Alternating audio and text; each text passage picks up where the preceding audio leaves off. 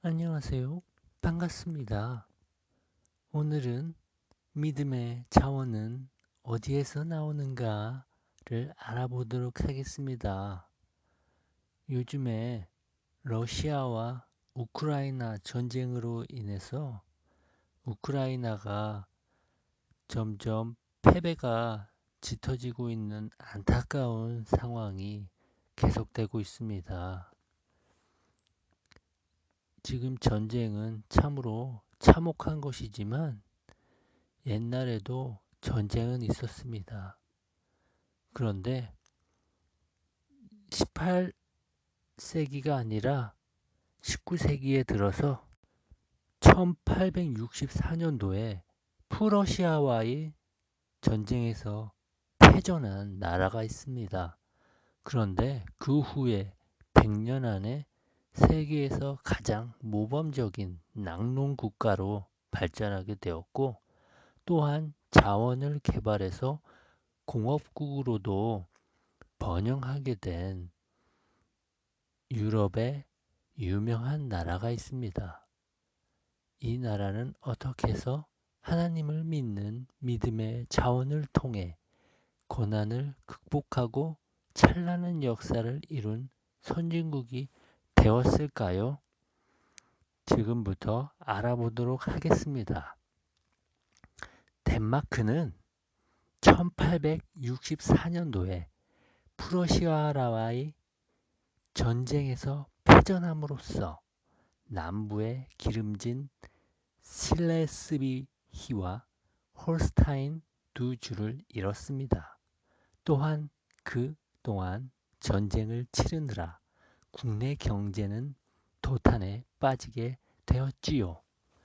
뿐만 아니라 패전으로 인한 사회의 경제는 사회의 혼란과 더불어 경제의 파탄과 실직자와 도시 빈민이 또 피난민들로 인한 가난과 고통과 질병으로 인해 덴마크는 지금의 우크라이나가 처해진 상황보다 더 심각할 정도로 전망의 위기까지 몰고 가게 되었습니다.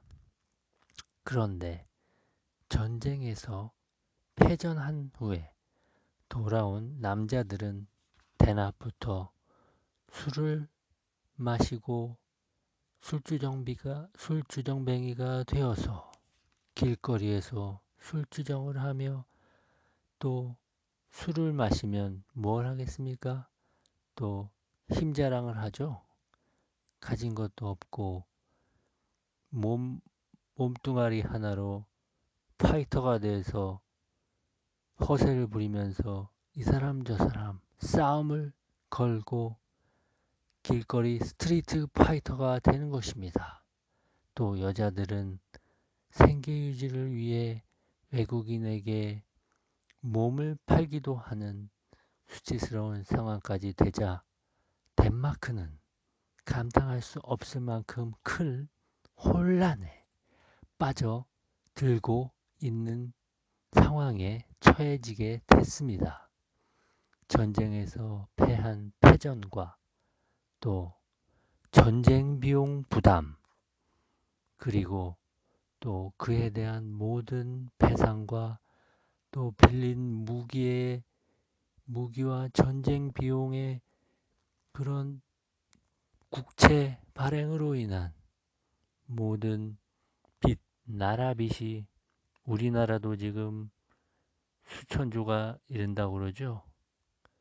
덴마크는 국토의 손실과 또 덴마크가 이런 위기에 처해 있을 때 그 역경에 도전할 것을 부르짖는 사람이 있었습니다. 그 사람이 오늘 리스펙트할 구른투비 히 목사라는 사람입니다.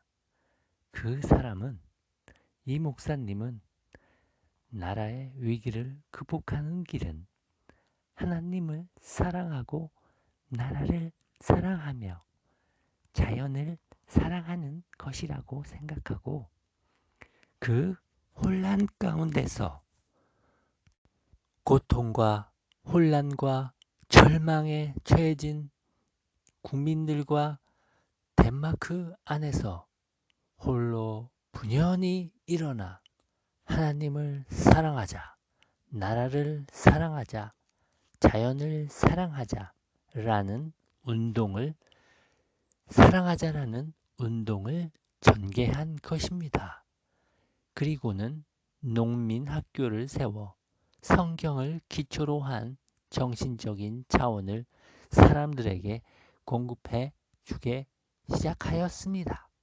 그러자 수많은 사람들이 하나님을 믿게 되었고, 그리고 성경의 가르침을 마음속에 받아들이면서 역경을, 고난을 극복할 힘을 마음속에 얻게 되었습니다.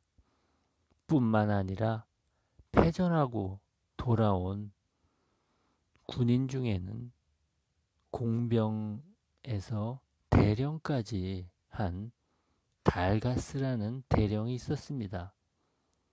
그 사람은 밖에서 잃은 국토, 안에서 찾자라는 슬로건을 내걸고 국민들에게 호소를 했지요. 그는 사람들을 모아서 광막한 늪지대고 동토라고 불리던 유틀란트 반도를 개간하여 나무를 심기 시작했습니다. 우리나라도 식목일이 있죠. 그때 나무를 많이 심었습니다. 그래서 유틀란트 반도는 정말 황무지 같은 버려진 땅으로 사나운 북풍이 휘몰아쳐 오는 지대라서 사람들은 모두 그 땅은, 유틀란트 반도는 버려진 땅이라고 생각을 해왔던 것이었습니다. 그러나 이 공병 대령은 포기하지 않고 기도와 믿음으로 버려진 땅에 나무를 심자. 그러나 나무를 심자마자 죽었던 것입니다. 그러다 나무가 죽자 달가스 대령은 포기했을까요?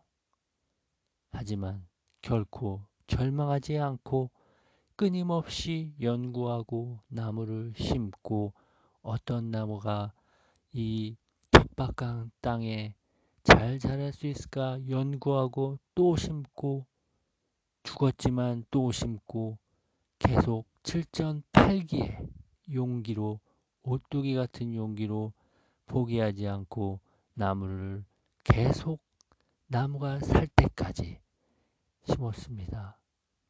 우리나라에도 안 되면 되게 하라라는 특전사에 그런 정신이 있죠?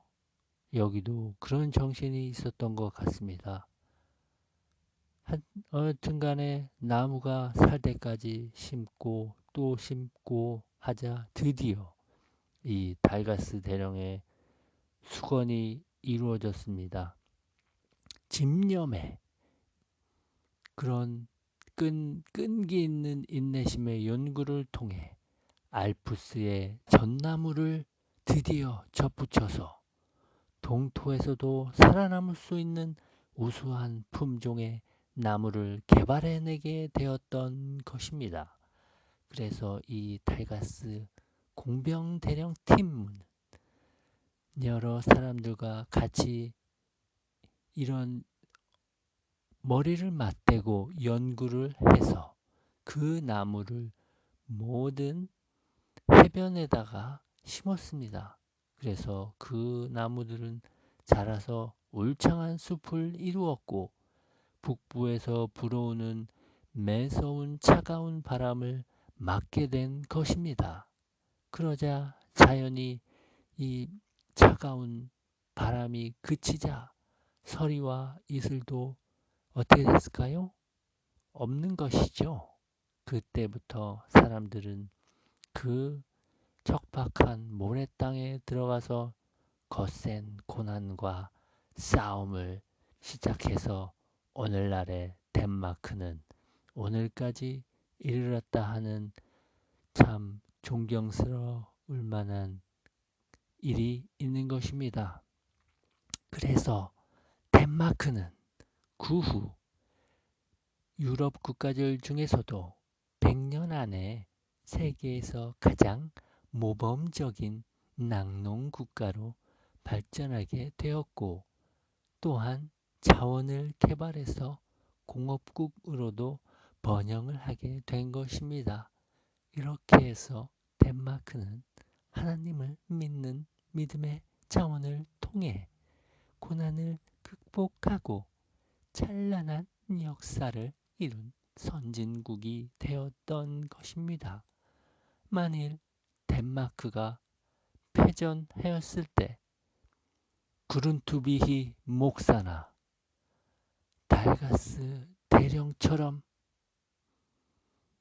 분연이 일어나서 고난에 대해 굳센 도전과 응전을 하지 않았다면 덴마크는 후진국으로서 그냥 아프리카의 못 사는 나라보다도 더 비참하게 그대로 망하고 아마 식민지 상태가 되었을지도 모르는 것입니다.